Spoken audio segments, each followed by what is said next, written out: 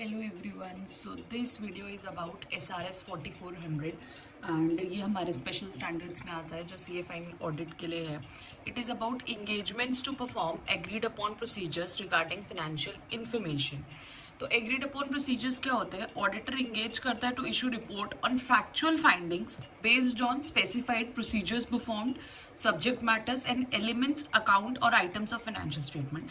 जो ऑडिटर ने procedures perform करे हैं, जो सब्जेक्ट मैटर थे और कोई एलिमेंट्स या फिर कोई अकाउंट स्पेशली फाइनेंशियल स्टेटमेंट के. इसमें रिलेटेड सर्विसेज होती है. ज़रूरी नहीं है कि वो ऑडिटर ही परफॉर्म करे. Tax return preparation, consulting engagements covered by SRS. इसका ऑब्जेक्टिव क्या है? Conclusions different from audit report, no assurance by auditor. Auditor कोई एश्योरेंस नहीं देता. फैक्चुअल फाइंडिंग्स होती हैं. Procedure of audit, nature, auditor, entity, third party agree करना चाहिए. और रिपोर्ट जो है रिस्ट्रिक्टेड होती है, अदर्स में misinterpret the results. Agreed upon procedure to evaluate account payable, ये एक एग्जाम्पल काइंड ऑफ है. इस पे क्वेश्चन भी बन सकता है. कैसे आप अकाउंट पेबल्स को इवैल्यूएट करोगे एग्रीड अपॉन प्रोसीजर्स के लिए? सबसे पहले आप नाम कंपेयर करोगे, नाम और अमाउंट को रिलेटेड नेम और ट्रायल बैलेंस से. सप्लायर स्टेटमेंट्स एंड कंफर्मेशन में क्या बैलेंस आउटस्टैंडिंग है वो देखोगे, और स्टेटमेंट एंड कंफर्मेशन को बैलेंस एंड ट्रायल बैलेंस से चेक करोगे. फिर आपके general principles of agreed upon procedures क्या होते हैं? कोड ऑफ एथिक्स, मतलब अपना वो IPCC होना चाहिए. Objectivity, integrity, professional competence and due care and confidentiality. और टेक्निकल स्टैंडर्ड्स हमारे होने चाहिए. और हमारा इंडिपेंडेंस जो कि है वो मैंडेटरी नहीं है, और आपको ये रिपोर्ट में स्टेट करना होगा.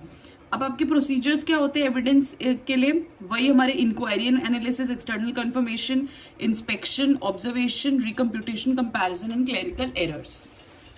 देन आता है हमारा मैटर्स इंक्लूडेड. तो सबसे पहले टर्म्स ऑफ एंगेजमेंट क्या होती है? नेचर ऑफ एंगेजमेंट, ये ऑडिट नहीं है, कोई एश्योरेंस एक्सप्रेस नहीं है, कोई रिव्यू एश्योरेंस नहीं है.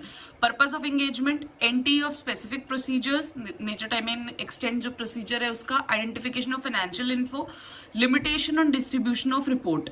जो आपकी रिपोर्ट है वो लिमिटेड लोगों के पास ही जाएगी. कॉन्ट्रडिक्ट कर रहा है अगर लॉ एंड रेगुलेशन को तो आप एक्सेप्ट मत करो. एंगेजमेंट लेटर होता है जो एंगेजमेंट लेटर ऑडिटर सेंड करता है. क्यों? एक्सेप्टेंस कंफर्म करने के लिए और मिसअंडरस्टैंडिंग को अवॉइड करने के लिए. उसमें लिस्ट ऑफ प्रोसीजर्स जो ऑडिटर परफॉर्म करेगा वो देता है, और statement that distribution of reported restricted, की रिपोर्ट जो है वो रिस्ट्रिक्टेड है. फिर एलिमेंट्स ऑफ रिपोर्टिंग में हमारा आता है टाइटल, एड्रेसी, आइडेंटिफिकेशन करोगे, स्पेसिफिक इन्फॉर्मेशन और पर्पस के, लिस्टिंग ऑफ प्रोसीजर्स, क्या प्रोसीजर्स हैं, डिस्क्रिप्शन दोगे फैक्चुअल फाइंडिंग्स का. फिर लास्ट में डेट, प्लेस, ऑडिटर साइन तो कॉमन होता है. और आप स्टेटमेंट दोगे कुछ चीजों की, क्या कि प्रोसीजर्स एग्रीड अपॉन प्रोसीजर्स है, इंगेजमेंट SRS के अकॉर्डिंगली है, ऑडिटर एडिशनल प्रोसीजर करता है तो अदर मैटर्स में रिपोर्ट करेगा. ये ऑडिट भी नहीं है, रिव्यू भी नहीं है. रिपोर्ट जो है रिस्ट्रिक्टेड है, और रिपोर्ट स्पेसिफाइड एलिमेंट है, पूरे फाइनेंशियल स्टेटमेंट पे नहीं है. ठीक है. और डॉक्यूमेंटेशन होगा. Matters important to provide evidence to support report of factual finding. क्या एविडेंस था आपका फैक्चुअल फाइंडिंग को सपोर्ट करने के लिए, और evidence that engagement carried out as per SRS and terms of engagement. के एविडेंस है कि एंगेजमेंट जो है SRS और टर्म्स ऑफ एंगेजमेंट के अकॉर्डिंगली ही की गई है. So this was SRS 4400. I hope you like it. If you like it, please like, share and subscribe, and please let me know कि और कौन सी वीडियोज आपको आगे चाहिए. Thank you.